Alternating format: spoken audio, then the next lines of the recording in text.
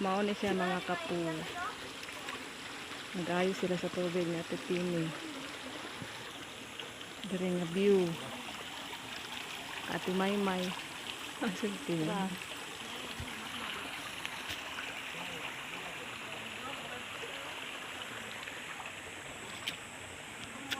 Hello guys, ito ang farm namin. Ito nga may asyenda. Oh.